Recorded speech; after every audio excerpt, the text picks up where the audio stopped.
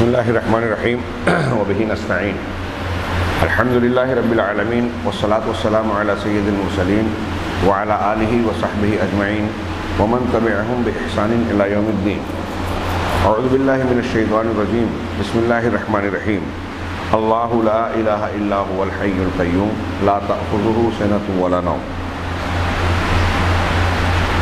حاضرین کرام، توحید کی اہمیت اور افادیت بحوالہ آیت الکرسی علامہ ربیع کے درس کے حوالے سے ہم بیان کر رہے تھے، جس میں توحید کی دلیلیں اور بہت ہی کھلی ہوئی حقیقت کو ثابت کرنے کے بعد شیخ نے یہ توجہ دلائی کہ انبیاء کرام علیہم الصلاۃ والسلام کی دین کی بنیاد توحید تھی، لا الہ الا اللہ تمام انبیاء کی دعوت کا خلاصہ تھا۔ اگر کسی نبی کی قوم نے لا الہ الا اللہ کو قبول نہیں کیا تو نبی نے دین کی کوئی دوسری بات نہیں بتائی۔ یہ اتنی اہم بات ہے، بنیادی چیز ہے، لیکن اس کے باوجود آج ہم بہت سارے مسلمانوں کا حال یہ دیکھتے ہیں کہ وہ دین کا کام کرتے ہیں، دعوت کا کام کرتے ہیں۔ مسلمانوں میں بہت ساری دعوتیں، تحریکات اور نہ جانے کیا کیا پائی جاتی ہیں، لیکن ان تمام تحریکوں اور دعوتوں میں توحید کا عطا پتہ نہیں ہے، یا پھر بنیادی حیثیت اس کو حاصل نہیں ہے جو انبیاء کرام علیہم الصلاۃ والسلام کی دعوتوں کی بنیاد تھی۔ اور اس سلسلے میں وہ نہ صرف یہ کہ انبیاء کے منہج کے خلاف جاتے ہیں، بلکہ بہت سارے امور میں جہاں اہل توحید کی دعوت دیتے ہیں وہاں توحید کی مخالفت بھی کرتے ہیں، اور ان کو مختلف قسم کے الزامات کا نشانہ بناتے ہیں کہ دیکھیے یہ اختلاف پیدا کر رہے ہیں، یہ امت مسلمہ کی جو ہے وہ شیرازے کو بکھیرنے کے کام کر رہے ہیں، جبکہ توحید کی دعوت سے ہی اتحاد و اتفاق بھی پیدا ہوگا۔ چنانچہ یہ آگے کہہ رہے ہیں کہ یہی وجہ ہے کہ جب انہوں نے توحید کو اس کا مقام جو بنیادی حیثیت ہے نہیں دی۔ قرآن پورا کا پورا توحید ہے، ہم بار بار پڑھ چکے، ابھی آیت الکرسی کے بارے میں پڑھ رہے ہیں کہ وہ سب سے عظیم آیت ہے، اس لیے کہ اس میں توحید ہے، توحید کی دلیلیں ہیں، اللہ کی عظمت ہے، اس کے کمالات ہیں، اس کے اسماء اور صفات ہیں، اس لیے اس کی اتنی اہمیت ہے۔ لیکن ہمارے نزدیک یا مسلمانوں کی آج کی دعوت میں اس کو وہ اہمیت حاصل نہیں ہے، اسی لیے شیخ کہہ رہے ہیں لہذا ما ینصرون، اسی لیے مسلمانوں کی مدد نہیں کی جا رہی ہے اللہ کی طرف سے، حالانکہ اللہ تعالیٰ کا یہ فرمان ہے، قرآن کا ارشاد ہے، قرآن کی بات تو غلط ہو ہی نہیں سکتی نا، ہمارا ایمان ہے۔ اللہ نے فرمایا ہے مثال کے طور پہ سورہ فتح میں وَلَوْ قَاتَلَكُمُ الَّذِينَ كَفَرُوا لَوَلَّوُا الْأَدْبَارَ ثُمَّ لَا يَجِدُونَ وَلِيًّا وَلَا نَصِيرًا، کہ اگر کافر لوگ، جن لوگوں نے کفر کیا، اگر وہ تم سے قتال کریں گے، جنگ کریں گے، لڑائی کریں گے، قاتلکم، وہ تم سے اگر جنگ کریں گے تو پھر نتیجہ کیا ہوگا کہ وہ پیٹ پھیر کر بھاگیں گے، لَوَلَّوُا الْأَدْبَارَ، وہ پیٹ پھیر کر بھاگیں گے، پھر وہ اپنے لیے کوئی دوست اور کوئی مددگار نہیں پائیں گے۔ اللہ تعالیٰ یہ کہہ رہا ہے کہ اگر مسلمانوں اور کافروں کا مقابلہ ہوگا تو یہ طے ہے کہ کافر پیٹ پھیر کر بھاگیں گے، اور ان کو کوئی مددگار نہیں ملے گا، دوست نہیں ملے گا، سہارا نہیں ملے گا، پناہ نہیں ملے گی۔ یہ کہا رہا ہے قرآن سورہ فتح۔ ہاں، کیا ایسا ہو رہا ہے؟ سنت اللہ نے آگے کہا وہی اسی آیت میں کہ اللہ کی سنت ہے، اللہ کا قانون ہے کہ مسلمان ہی غالب آئیں گے۔ کہہ رہے ہیں ھذہ سنت اللہ لأولیائہ اہل التوحید۔ اب شیخ کہہ رہے ہیں کہ یہ جو اس آیت کریمہ میں اللہ کی سنت، اللہ کا قانون بیان کیا گیا ہے، یہ اللہ کی سنت اہل توحید کے لیے ہے، جو اللہ کے دوست ہیں، اولیاء ہیں۔ توحید والے جو ہیں وہ اللہ کے دوست ہیں، اور توحید والے اگر ہوں گے تو یہ ممکن نہیں ہے کہ کافروں کے مقابلے میں مستقل شکست سے دوچار ہوتے رہیں۔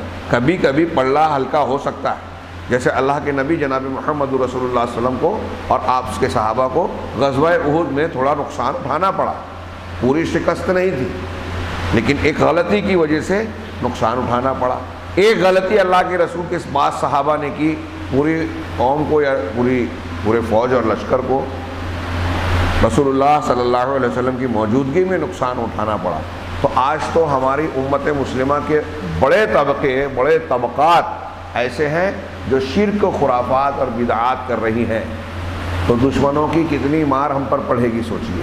کیا اللہ تبارک و تعالیٰ کا یہ اس وعدے کے ہم مستحق ہیں؟ وہی شیخ کہہ رہے ہیں کہ یہ اہل توحید کے لیے اللہ کا وعدہ ہے، اللہ کی سنت ہے۔ ہاں، کون ہے اہل توحید؟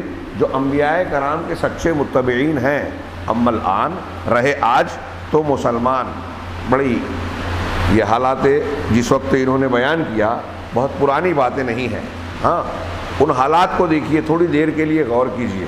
ابھی رمضان المبارک ہے، کچھ لوگ سوچتے ہیں کہ یہ باتیں ہم کر رہے ہیں بظاہر رمضان سے متعلق نہیں ہیں۔ جی ہیں، ہم رمضان میں اللہ کی عبادت کر رہے ہیں۔ اس عبادت کا پیغام کیا ہے؟ لعلکم تتقون۔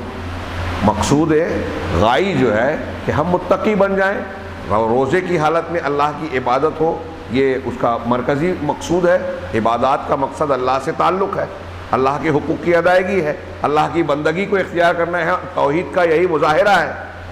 تو اب ہم اللہ کی عبادت کر رہے ہیں تقوی کو پیدا کرنے کے لیے، لیکن اللہ تعالیٰ کی عظمت، کبریائی، توحید، اس کے مقام اور مرتبے کا صحیح احساس ہمارے اندر اگر ہے ہی نہیں تو یہ عبادتیں بے روح ہیں، زندہ لاش ہیں۔ دکھائی تو دے رہا ہے روزہ ہے ہمارا، لیکن حقیقت میں یہ روزہ وہ روزہ نہیں ہے جس کو عبادت کہا جائے، جس کے ذریعے سے اللہ تبارک و تعالیٰ کے وعدے اور اجر و ثواب جو روزوں پر مقرر کیے گئے ہیں وہ ملے۔ اگر بندے کے دل میں اللہ کی توحید ہوگی، اس کا خیال ہوگا، مراقبہ، الاحسان، ایسے عبادت کرو جیسے یہ کہ تم اللہ کو دیکھ رہے ہو ورنہ وہ تمہیں دیکھ رہا ہے۔ یہ تصور جو روزہ ہم کو دیتا ہے کہ ہم اکیلے میں بھی جا رہے ہیں تو گلے سے ایک بوند پانی، چاہے غسل کر رہے ہوں شاور میں، ندی میں ڈوب کر، لیکن گلے میں پانی اترنے نہیں دیتے۔ کیوں؟ اس لیے کہ ہمارا یہ عقیدہ ہے اور ہونا چاہیے کہ وہ اللہ جس کے لیے ہم نے روزہ رکھا ہے وہ ہمارے دل کے حالات کو، سینے کے بھیدوں کو بھی جانتا ہے۔ چھپے سے چھپے چیز اس پر مخفی نہیں ہوتی۔ یہی توحید کے سے جڑی ہوئی باتیں ہیں۔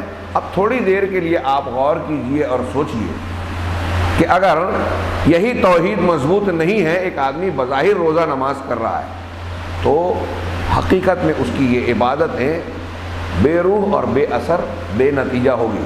وہی بات شیخ کہہ رہے ہیں کہ ایک طرف اللہ کا وعدہ ہے کہ اگر مسلمان کافروں سے جنگ کریں گے تو مسلمان ہی غالب آئیں گے، کافر پیٹ پھیر کر بھاگیں گے۔ دوسری طرف ہم دیکھ رہے ہیں کہ آج کے حالات میں مسلمان ایک طرف تو مارٹ ہو کے جا رہے ہیں اپنی جگہ، کئی جگہوں پر، مقامات پر مسلمانوں نے مقابلہ کیا کافروں سے۔ جیسے کہہ رہے ہیں کہ الان مسلمان آج جو ہے ہر جگہ پر جنگ اور قتال کر رہے ہیں۔ ہاں، لیکن اس کا نتیجہ کیا دکھائی دے رہا ہے؟ مسلمانوں کے حق میں پڑنے میں شکست ہے، ہزیمتیں ہیں، ہاں، بے عزتی ہے، عار کی باتیں ہیں، ایسی چیزیں جس سے مسلمانوں کے لیے عار محسوس ہو۔ ہاں، ان کی مدد نہیں کی جا رہی ہے، اللہ کی طرف سے مدد ہوتی نظر نہیں آ رہی ہے۔ اب مثال دی انہوں نے کہ دیکھیے افغانستان میں مسلمانوں نے قتال کیا، ایک لمبی جنگ لڑی، ہاں، گوریلا جنگ، کس سے؟ وقت کی سپر پاور کہلاتا تھا روس، اس سے لڑا۔ کن لوگوں نے؟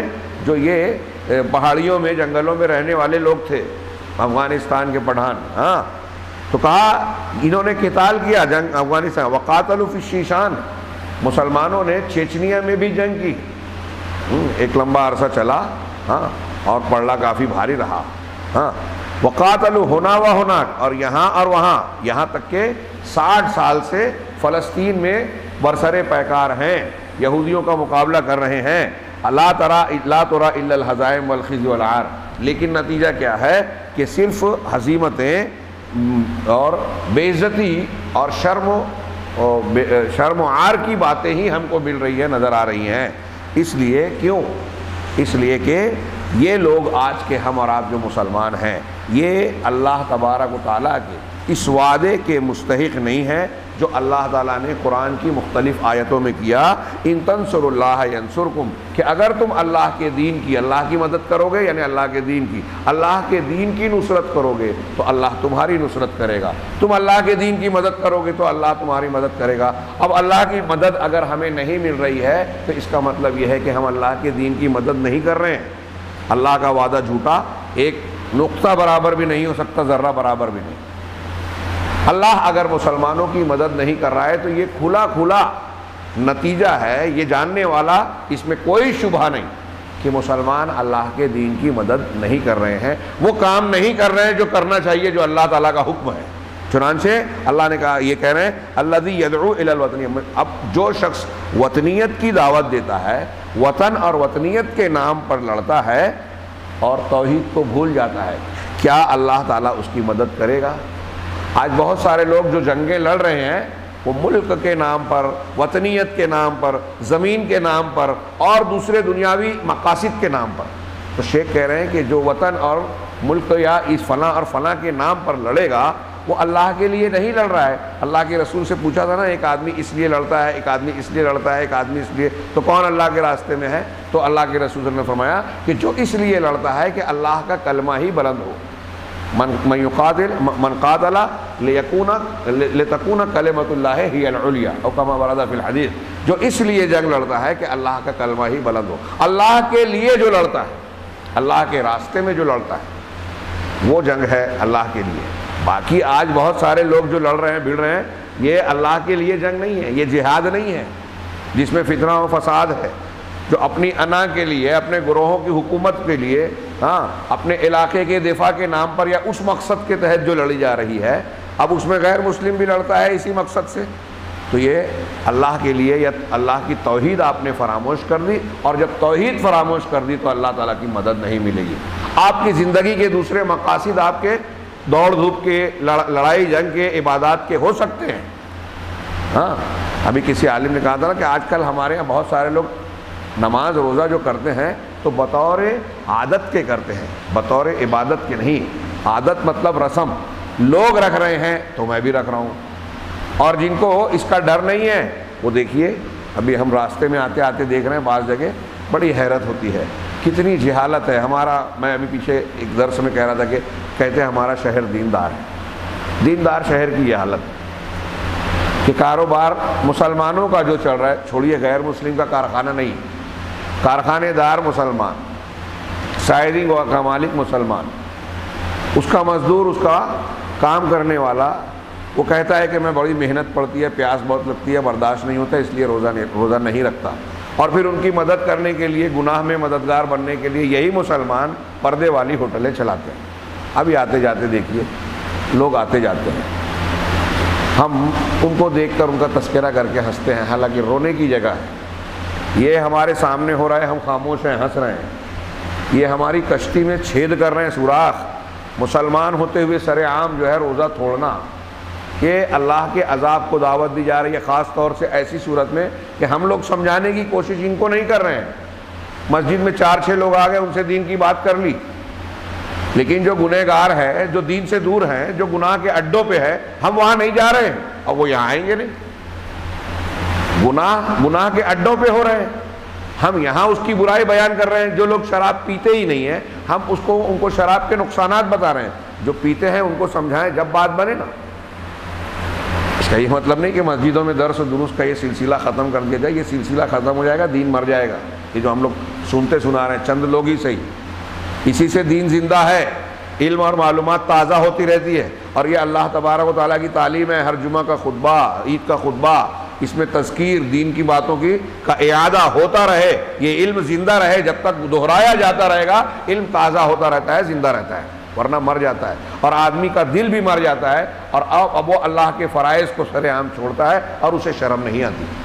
پردہ تو نام کا ہے، جاتے آتے بھی دکھائی دیتے ہیں، ہوٹل والے کو بھی لوگ پہچانتے ہیں، کیا معنی رکھتا ہے؟ سوچئے تھوڑی دیر کے لیے۔ اللہ کا فرض ہے نا روزہ رکھنا، ٹھیک ہے، اگر کوئی عذر والا ہے، بیمار ہے، یہ ہے وہ، جو اصلی مسلمان حکومتیں ہیں نا، آج بھی جہاں اسلامی حکومت نہیں ہے، ایسے بھی بہت سے مسلمان ملک ایسے ہیں جہاں اگر دن میں کوئی کھاتا پیتا مسلمان نظر آ جائے تو اس کو جیل ہو جائے گی، کوڑا مارا جائے گا، سزا دی جائے گی۔ روزہ چھوڑ نہیں سکتا کوئی، ہاں شرعی عذر ہے تو پھر اس کے لیے ویسا انتظام کیا جائے گا۔ ابھی شرع عام نہیں، بیمار ہے، مسافر ہے، تو وہ روزہ چھوڑ سکتا ہے۔ خیر بات یہ جو ہم سماج اور معاشرے میں دیکھ رہے ہیں، اور جو لوگ روزہ رکھ بھی رہے ہیں، ان میں ہم دیکھ رہے ہیں، میں وہی بار بار کہنا چاہ رہا ہوں کہ شیخ کا کہنا یہ ہے، انہوں نے جہاد کا ذکر کیا، میں ان اعمال کا ذکر کر رہا ہوں۔ لڑائی ہم نہیں کرتے تو آپ کہیں گے کہ جو لڑ رہے ہیں ان کی بات ہے۔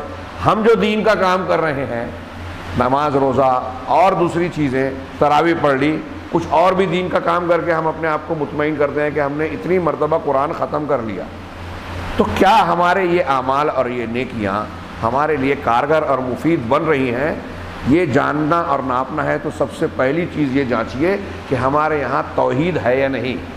توحید ہوگی تو اخلاص ہوگا، دکھاوا نہیں ہوگا، اپنے نام کی تعریف کہ میں نے تو یہ کیا، فوٹو چھپوانا، سوشل میڈیا پہ جو ہے تصویریں پھیلانا اور پھر اخبارات میں رپورٹ چھپوانا، تاریخ میں ریکارڈ کی خواہش رکھنا۔ یہ بعض مرتبہ جیسے ہمارے ہاں کچھ امدادی امور سے چلنے والے رفاہی کام کرتے ہیں کچھ لوگ، وہ اس لیے اخبار میں رپورٹ اور ریکارڈ رکھتے ہیں کہ لوگوں کو بتائیں گے تو ہمیں چندہ ملے گا۔ اللہ ان کی نیتوں کو بہتر جانتا ہے۔ اگر ایسی کچھ ضروری یا لازمی نیتیں ہیں تو پھر کوئی حرج نہیں ہے، لیکن ہمیں تو یہ نظر آتا ہے کہ آج ہمارے یہاں کام لوگ کم کرتے ہیں، دکھاوا زیادہ کرتے ہیں، اور جب آپ نے دکھاوا کیا تو وہ کام اللہ کے لیے کہاں رہ گیا؟ قیامت کے دن ریاکار سے اللہ کہے گا نا تم نے اس لیے کیا، بہادر جنگ لڑی تھی کہ تم کو لوگ بہادر کہیں، دنیا میں بہادر بول دیا، اب یہاں میرے پاس کچھ نہیں ہے، جو چاہیے تھا وہ مل گیا۔ تم نے اللہ کے راستے میں مال اس لیے خرچ کیا تھا کہ لوگ تمہیں سخی کہیں، دنیا میں تم کو لوگوں نے سخی کہا۔ تم نے درس تقریر کی، قرآن پڑھایا اس لیے کہ دنیا میں لوگ تم کو علامہ کہیں، بڑے بڑے خطابات سے نوازیں، وہ مل گیا دنیا میں۔ یہ جو اس معنی کی حدیث ہے، جب حضرت ابو ہریرہ نے اپنے شاگردوں میں بیان کی، 3 مرتبہ بے ہوش ہو گئے یہ حدیث بیان کرنے سے پہلے، کیونکہ سب سے پہلے عالم کا ذکر ہے اس میں، کہ عالم اگر اپنا علم کا استعمال دکھاوے کے لیے کر رہا ہے، ریاکاری کے لیے کر رہا ہے، اللہ ہمیں بچائے، ہاں، تو اللہ تعالیٰ سب سے پہلے منہ کے بل گھسیٹ کر اسے جہنم میں ڈلوائے گا۔ سوچئے یہ کیوں؟ وہ کام تو علم والا کر رہا ہے نا، اچھا کر رہا ہے نا، لیکن اس لیے کہ اس کی توحید سلامت نہیں ہے، وہی شیخ سمجھا رہے ہیں، وہی اتنی لمبی باتیں ہم کر رہے ہیں۔ اور یہ بات آج ہمارے سماج میں جو میں آپ سے کہہ رہا ہوں، بہت سارے لوگ سمجھنے، جاننے، ماننے کے لیے تیار ہی نہیں ہے، اس کی اہمیت ہی نہیں سمجھتے ہیں۔ یہ ہر موسم میں، ہر وقت میں آپ دیکھیے انبیاء کا طریقہ، قرآن کے مضامین، ہر ماحول میں، ہر جگہ، ہر مقام پر بار بار اللہ کی توحید، اللہ کے تقوی، اللہ کی عظمت، اللہ کے کمال کا تذکرہ ہے۔ صبح شام ہم کو کہا گیا یہی کلمہ دہرائیے، جو شخص دین میں لا الہ الا اللہ وحدہ لا شریک لہ لہ الملک و لہ الحمد وہو علی کل شیء قدیر، یہ کلمہ توحید سے جڑی ہوئی اللہ کی عظمت اور صفات کا بیان ہے۔ جو شخص اسے 100 مرتبہ پڑھے گا ایک دن میں، اللہ نے فرمایا کہ اسے 100 نیکیاں ملے گی، 100 گناہ معاف ہوں گے، 10 غلام، بنو اسماعیل کے 10 غلام آزاد کرنے کا ثواب ملے گا۔ اس دن جس دن وہ یہ پڑھے گا، اس کے جسم کے اندر شیطان داخل نہیں ہو پائے گا۔ اور اگر یہ 10 مرتبہ پڑھے گا، 10 مرتبہ، اگر آپ جن شیطان کا علاج کرنا چاہتے ہیں نا، تو جو مریض ہے اس کو 100 مرتبہ یہ پڑھوائیے، شیطان کا اثر ہی نہیں ہوگا انشاءاللہ۔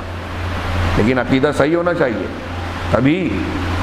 ہاں، آپ کہہ رہے ہیں لا الہ الا اللہ، شرک کر رہے ہیں، تو آپ کا لا الہ الا اللہ کوئی مطلب نہیں رکھتا۔ ابا میں تمہاری بہت عزت کرتا ہوں بول کے آپ ابا کو اگر تماشا مارو گے تو کیا مطلب ہوگا؟ تھوڑی دیر کے لیے سوچیے، آپ کسی سے کہہ رہے ہیں کہ میں آپ کی بڑی عزت کرتا ہوں اور پھر کھینچ کے تماشا مارو، تو آپ کا کہنا میں عزت کرتا ہوں اور تماشا مارنا، دونوں میں مطابقت ہے؟ کوئی بات مانے گا کہ اگر آپ عزت کرتے تو ہاتھ کیوں اٹھاتے؟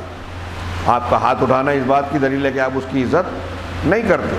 تو اب ہم اللہ تبارک و تعالیٰ کو بول رہے ہیں کہ اللہ تمام تعریف تیرے لیے ہے، سب سے بڑا تو ہی ہے، لا الہ الا اللہ، تیرے سوا کوئی عبادت کے لائق نہیں ہے، ہم یہ ذکر کر رہے ہیں۔ لیکن جب ٹائم پڑتا ہے تو ہم بولتے ہیں نہیں میں اپنی مانوں گا، کسی کی نہیں سنوں گا، فلاں بزرگ کی مانوں گا، قرآن کی نہیں مانوں گا، اللہ کے رسول کی حدیث آ گئی لیکن ہمارا رسم و رواج ہے، ٹھیک ہے حدیث ہے لیکن ہمارا مسلک یہ ہے، ہم نہیں مانیں گے۔ تو آپ نے اللہ اور رسول کو مانا کہاں؟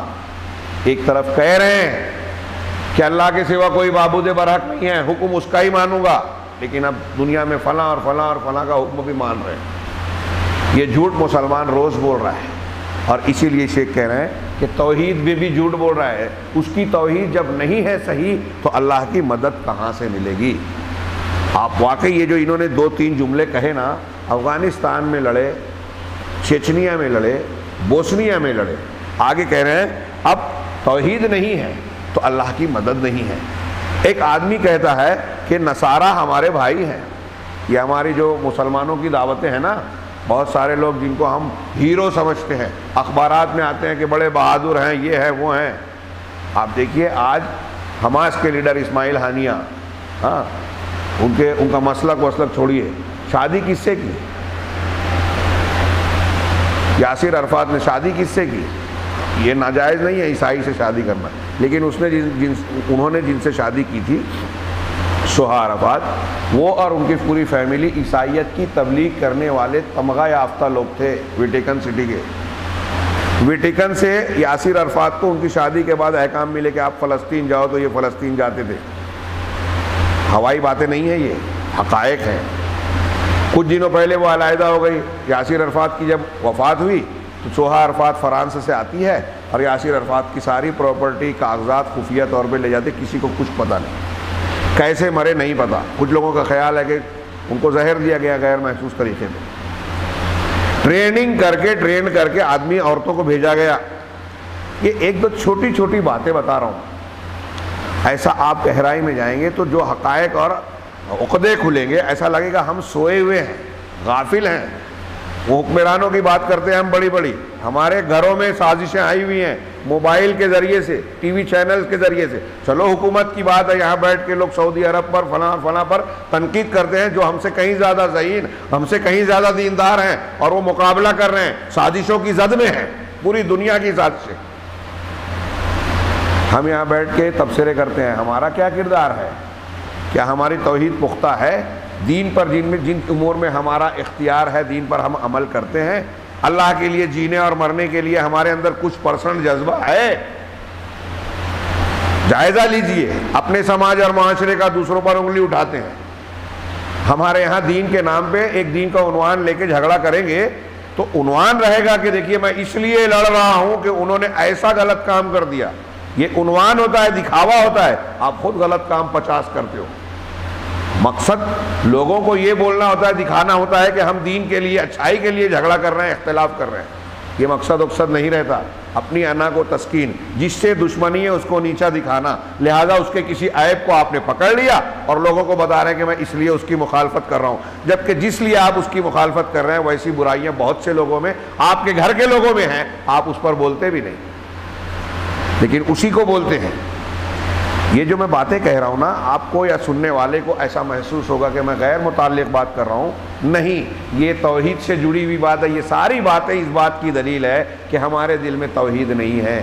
توحید ہوگی تو اخلاص ہوگا، اللہ کے لیے جینے مرنے کا جذبہ ہوگا، اللہ تبارک و تعالیٰ کی شریعت پر عمل کرنے کا جذبہ ہوگا، اللہ کے حکم کے آگے جھک جانے کا جذبہ ہوگا، اور نتیجہ یہ نکلے گا کہ ہمارے آپس کے جو معاملات دنیا داری کے، انانیت کے ہوتے ہیں نا، اس کو آدمی چھوڑ کر اللہ کے لیے جو ہے معاف کرنا اور نظر انداز کرنا سیکھے گا، اور بڑے مقصد کو حاصل کرنے کے لیے اپنی تگ و دوڑ دھوپ لگائے گا۔ یہ سب علامت ہوتی ہے توحید کی۔ صحابہ میں، ماضی کے ہمارے مسلمانوں میں، بڑے بڑے لوگوں میں جھگڑا اختلاف ہوا۔ یہ بات آپ ذرا توجہ سے سمجھیے کہ ایک صحابہ میں اختلاف ہوتا تھا، اختلاف کے بعد ان کے اندر آپس میں دوریاں نہیں ہوتی تھی، ایک دوسرے کے خلاف فتویٰ بازی، غیبت، چغلی، ہاں، ان کے اوپر جھوٹا الزام لگانا، یہ نہیں ہوتا تھا، ہمارے یہاں ہوتا ہے۔ اختلاف کے باوجود وہ بھائی بن کر رہتے تھے، ایک دوسرے سے رشتے کرتے تھے، تعلقات استوار رکھتے تھے، اسلامی حقوق ادا کرتے تھے۔ کیوں؟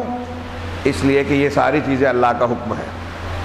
ٹھیک ہے، ان کو اور ہمارے کچھ باتوں کے سمجھنے میں اختلاف ہو گیا، فرق پڑ گیا، اس بنیاد پہ اختلاف ہے، لیکن اس اختلاف کی وجہ سے ہم مسلمان سے نفرت نہیں کریں گے، کیونکہ مسلمانوں کو اللہ نے بھائی بھائی بنایا ہے۔ یہ علم ان کو تھا، اور یہ بات علم کے طور پر ہمارے یہاں بھی ہے، لیکن ہم کیا کہتے ہیں؟ ٹھیک ہے، صحیح بات ہے، اللہ کہتا ہے مل جاؤ، معاف کر دو، لیکن اب اپنی بات شروع، اور وہاں کوئی ایسی بات جوڑ دیں گے کہ ہمارا جھگڑا اس لیے ہے، وہ بتائیں گے کہ میں اللہ ہی کے لیے لڑ رہا ہوں، اپنے لیے لڑ رہا ہے، نام دیں گے اللہ کے دین کا۔ ابا ماں باپ سے اف نہیں کہنا چاہیے۔ آپ جا کے کسی بیٹے کو سمجھائیں کہ تم ابا سے لڑ رہے ہو، ارے قرآن کہہ رہا ہے کہ ان کو اف نہ کہو۔ ہاں میں مانتا ہوں اللہ نے قرآن میں کہا ہے کہ اف بھی نہ کہو، لیکن میرے ابا ذرا الگ ہے۔ میں اکثر درس میں کہتا ہوں، اس کا مطلب اللہ کو یہ معلوم نہیں تھا کہ تمہارے ابا الگ ہے، تمہارے لیے کوئی دوسری قرآن کی آیت چاہیے اسپیشل؟ یہ اف نہ کہو کس کے لیے بولا ہے؟ دوسروں کے ابا کے لیے، اماں کے لیے بولا ہے۔ آپ کے ابا اماں کے لیے کیونکہ ذرا زیادہ نالائق ہیں تو ان کے لیے کچھ دوسری قرآن اور حدیث کی بات ہے جو آپ کو پتہ ہے قرآن حدیث میں نہیں ہے۔ کیا کہہ رہے ہیں آپ؟ اللہ علیم و خبیر ہے، جانتا ہے ہر ایک کے والد کو، ہر ایک کے رشتوں کو۔ اس کے باوجود کہا اگر آپ کے والدین آپ کے ساتھ زیادتی بھی کر رہے ہیں تو بھی ان کو جھڑکو نہیں، مارو نہیں، اف نہ کہو۔ ہاں، بچپن میں نہ جانے کیسے کیسے آپ نے ان کی گود میں، ان کے جوانی کے عالم میں اور اپنے بچپن کے حالت میں انہیں ستایا، ان سے قربانیاں لی، ان کے مقابلے میں یہ ان کی جو دی ہوئی تکلیف ہے کوئی اوقات اور حیثیت نہیں رکھتی۔ لیکن بندہ کہتا ہے کہ میں ایک طرف کہے گا کہ ہاں میں قرآن مان رہا ہوں، اف نہ کہو، لیکن یہی معاملہ، یہی عنوان ہمارے ہر معاملے میں نظر آئے گا، آپس کے جھگڑے ہوں، جماعت کے معاملے ہوں، یہ ساری چیزیں میں یہ کہتا ہوں صحابہ کرام اللہ کے لیے لڑتے تھے نا۔ حضرت خالد بن ولید کو حضرت عمر نے سپہ سالاری سے ہٹایا شام کے محاذ پر، ابو عبیدہ بن جراح کو سپہ سالار بنایا۔ لوگوں نے آ کے رات میں خیمے میں کہا کہ یہ غلط ہوا ہے آپ کے ساتھ، آپ تو بڑے کامیابی سے جنگ لڑ رہے تھے، سپہ سالاری کر رہے تھے، آپ کو ہٹایا گیا، ہم کو اس سے دکھ ہے، ہم آپ کے ساتھ ہیں، آپ اختلاف کیجئے، احتجاج کیجئے۔ تو حضرت خالد بن ولید رضی اللہ تعالیٰ عنہ نے کیا کہا تھا؟ وہ آج ہم نہیں کہہ پاتے، منہ سے بولے کرتے نہیں ہیں۔ حضرت خالد نے کہا تھا کہ انی اقاتل فی سبیل لا اقاتل فی سبیل عمر بل اقاتل فی سبیل رب عمر، میں حضرت عمر کے راستے میں جنگ نہیں کر رہا ہوں، میں عمر کے رب کے راستے میں لڑ رہا ہوں، اللہ کے لیے لڑ رہا ہوں۔ تو اب جب اللہ کے لیے لڑ رہا ہوں تو کیا جب سپہ سالار عہدے پہ رہوں گا تبھی لڑوں گا؟ نہیں، اللہ کے لیے جنگ کرنی ہے تو اب سپہ سالار ہوں یا عام سپاہی ہوں کوئی فرق نہیں پڑتا، اللہ کے لیے ہے، اللہ کے لیے اللہ اجر و ثواب دے گا، عہدہ ہو یا نہ ہو۔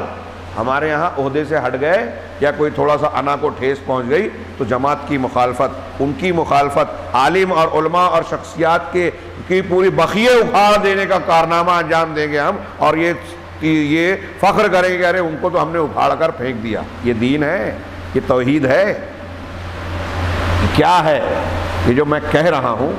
یہ کوئی ایک جگہ کا معاملہ نہیں ہے۔ آج ہمارے سماج اور معاشرے میں دیندار شہر میں قرآن حدیث کے عنوان سے لوگ یہ فساد مچاتے ہیں، لوگ کر رہے ہیں اور دیندار بھی ہے، اخبار میں، سوشل میڈیا پہ اور ادھر ادھر آئے گا کہ بڑا بڑا کام کر رہے ہیں یہ لوگ۔ جی نہیں، یہی دکھڑا رو رہے ہیں دکتور ربی، یہ ہمارے شہر میں چھوٹے پیمانے پہ ہم کو نظر آتا ہے، عالمی سطح پر یہی ہے کہ مسلمان دوڑ دھوپ کر رہا ہے لیکن توحید نہیں ہے۔ کہتے ہیں کچھ لوگوں کا کہنا ہے، یہ جو کہہ رہے ہیں یہ بعض اخوانیوں کا جملہ ہے کہ نصارہ ہمارے بھائی ہیں۔ ہاں، اہل توحید سے جھگڑا کریں گے، اپنی جماعت کے افراد سے اگر ٹھیس پہنچ گئی تو اس کی جو ہے عزت کو جو ہے نیلام کرنے کی کوشش کریں گے، لیکن کہیں گے نصارہ ہندو بھائی، نصارہ بھائی وہ ہمارے بھائی ہیں۔ ولا یستحی من القول، اور یہ بولنے سے بھی نہیں شرماتا وہ شخص، یعنی کچھ لوگوں کی طرف اشارہ ہے یہ شیخ علامہ ربی کا کہ یہود دو قسم کے ہیں، یہودی دو قسم کے ہیں، ایک یہودی اصلی یہودی ہیں، ایک یہودی وہ ہیں جو صہیونی کہلاتے ہیں۔ ہاں، اور ہمارے دشمن صہیونی ہیں۔ آج کل ہمارے ہاں کچھ لوگ ایسا بولتے ہیں، ہاں، ایک جو یہودی ہیں وہ الگ ہیں عام یہودی، اور ایک صہیونی ہے۔ ہمارے یہاں بھی لوگ بولتے ہیں یہ بات، انہی لوگوں سے متاثر ہو کے اخذوا ارضنا، تو یہ جو صہیونی ہمارے دشمن ہیں انہوں نے ہماری زمین ہڑپ کر لی فلسطین میں۔ ہاں، یقاتلون علی ھذا الاساس، یہ ان سے جنگ کرتے ہیں اس بنیاد پہ کہ یہ جو، اب غور کیجئے کہنا کیا چاہتے ہیں دکتور ربی کہ یہودی دو قسم کے ہیں، یہ جو کہہ رہے ہیں یہ تحریکی لوگ، اخوانی جماعت اسلامی مزاج کے، ہاں ہمارے یہاں بھی ہیں، کہہ رہے ہیں کہ یہودی دو قسم کے ہیں، ایک یہودی اصلی ہے تو وہ ہمارے بھائی ہیں۔ حسن البنا نے مصر کے اندر یہودیوں کا وفد آیا تو ان سے کہا تھا کہ ہمارے درمیان دوستی ہے، اللہ کے نے جو ہے وہ اہل کتاب سے بھی اچھا سلوک کا حکم دیا ہے وغیرہ وغیرہ۔ ہاں، ہماری لڑائی یہودیوں سے، یہ حسن البنا کا جملہ ہے کہ یہودیوں سے ہماری لڑائی دینی اور مذہبی نہیں ہے۔ کون سا دین مانتے ہیں؟ قرآن کہتا ہے وَلَن تَرْضَ عَنْكَ الْيَهُودُ وَلَا النَّصَارَىٰ حَتَّىٰ تَتَّبِعَ مِلَّتَهُمْ، یہود اور نصارہ آپ سے کبھی راضی نہیں ہوں گے جب تک کہ آپ ان سے ان کے دین کی پیروی نہ کر لیں، اور آپ کہہ رہے ہیں ہماری لڑائی دینی نہیں ہے۔ وہی بات یہاں بھی ہے کہ کہتے ہیں کہ صہیونی ہمارے دو قسم کے یہودی ہیں، ایک صہیونی ایک یہودی، تو یہودی تو ٹھیک ٹھاک ہیں، ہمارے دوست ہیں، بھائی ہیں، یہ صہیونی ہمارے دشمن ہیں، ہماری زمین انہوں نے ہڑپی ہے۔ ہاں، کیوں کہتے ہیں؟ اب یہ دشمن کیوں ہے کہ زمین ہڑپی ہے، اور دوسرے یہودیوں نے زمین نہیں ہڑپی تو وہ دشمن نہیں ہے، یہ کہنا چاہتے ہیں۔ ہاں، کہتے ہیں کہ اس بنیاد پر وہ جنگ کر رہے ہیں. اسی طریقے سے افغانستان میں کمیونسٹوں سے جنگ کر رہے ہیں. ویاتی اہل التوحید للجہاد مناشد توحید. اب توحید والے ایسے ماحول میں اہل توحید آئے، توحید والے بھی آئے، انہوں نے جنگ بھی کی کفار و مشرکین سے، اور توحید بھی پھیلانا چاہیے، تو یہ لوگ اہل توحید سے لڑتے ہیں. یہ جو شیخ کہہ رہے ہیں نا، یہ کئی واقعات ہیں عالم اسلام کے، ہم اور آپ بے خبر ہیں. افغانستان کے ابتدائی جنگی حالات میں شیخ جمیل الرحمان بہت بڑے عالم، ان کا ایک گروہ تھا پورا افغانستان میں مجاہدین کا. انہوں نے روس کے دانت کھٹے کرنے میں بڑا کردار نبھایا. انہوں نے ایک علاقے میں اسلامی حکومت افغانستان کے اندر انہوں نے ایک علاقے میں تسلط قائم کیا اور اسلامی حکومت قائم کر لی تھی. افغانستان کے اندر ایک حکومت تھی، تو دوسری جگہوں پر رشیا کا قبضہ تھا، یہاں یہ اسلامی حکومت چلا رہے تھے اور بہت زبردست چلا رہے تھے. اس کی رپورٹیں آپ پڑھیں، آج تذکرہ لوگ نہیں کرتے. اسی کو نام انہوں نے نورستان دیا تھا. آج بھی نورستانی علماء اور بعض لوگ موجود ہیں. اس شیخ جمیل الرحمان کو کس نے مارا؟ ان کو ایک دن فجر کی نماز پڑھا کر وہ مسجد سے نکل رہے تھے، ان کو گولی مار دی گئی. اب یہی کہہ رہے ہیں شیخ، یہ میں ایک مثال اور واقعہ بیان کر رہا ہوں کہ ایک طرف آپ کمیونسٹوں سے لڑ رہے ہیں، یہودیوں سے لڑ رہے ہیں، اب توحید والے جب توحید بیان کرنے آئے، اللہ تعالیٰ کی عظمتوں کی کبریائی، تو آپ نے ان کو بھی مار دیا. ان سے جنگ کرتے ہو اور کہتے ہو یہودی نصارہ ہمارے بھائی ہیں، اور توحید والوں سے لڑ رہے ہو. جس نے قرآن اور حدیث کی تعلیمات کو اور اس کے قانون کو نافذ کیا، ان کو گولی مارا. گولی مارنے والا ایک شخص کون تھا؟ فلسطینی تھا غالباً، ایک فلسطینی تھا جس نے گولی ماری. کچھ دور جانے کے بعد اسے بھی گولی مار دی گئی. وہ ایک دوسرا شخص تھا، وہ ایک افغانی اور ایک فلسطینی، ایک نے ایک کو مارا، دوسرے نے دوسرے کو مارا. اس طریقے سے مارا گیا. کیوں ایسا ہوا؟ ایک آدمی کو بھیجا گیا شیخ جمیل الرحمان کو مارنے، اس نے ان کو گولی مار دی، شہید کر دیا. اب ابھی وہ مار کے کچھ دور جاتا ہے کہ ایک دوسرا آدمی اسے گولی مارتا ہے. کیوں؟ کیا مقصد نظر آتا ہے کہ سب کہ جو ہے قاتل ملے نہیں، سازش ہے. اب وہ جانچا گیا تو وہ مسلمان ہے، اس کا مطلب وہ مسلمان استعمال ہو رہا ہے نا دوسروں سے، اور پھر اس کو لوگوں کو، دنیا کو پتہ نہ چلے کہ اس کے پیچھے کس کی سازش ہے، اس لیے اس کو بھی خاموش کر دیا گیا، مار ڈالا گیا کہ راز راز ہی رہے. ایسی سازشیں چلتی ہیں عالم اسلام میں، اتنے کمپلیکیٹڈ کہ آپ کو حقیقت تک پہنچنے میں برسوں لگ جائیں گے، اور اگر آپ پہنچ بھی گئے دنیا کو بولیں گے تو کوئی مانے گا نہیں. یعنی کرنے والا کون ہے؟ اسی لیے ابھی بعض تحقیقات آئی ہیں کہ مسلمان نوجوان جو بعض کانڈ کرتے ہیں، جو عالمی سطح پہ کہ یہ دہشت گردی کا کام مسلمانوں نے کیا ہے، اس میں استعمال مسلمان نوجوان ہوئے، لیکن ان نوجوانوں کو بھی نہیں معلوم تھا کہ ہم کیا کر رہے ہیں. کسی کے جسم کے اندر مشین ڈالی گئی برین واشنگ کر کے. کہتے ہیں یہ بنگلہ دیش میں ایک منسٹر کا لڑکا غائب ہو گیا، کئی دنوں کے بعد ایک جگہ دھماکہ ہوا، وہاں ہوٹل میں اس کی لاش ملی.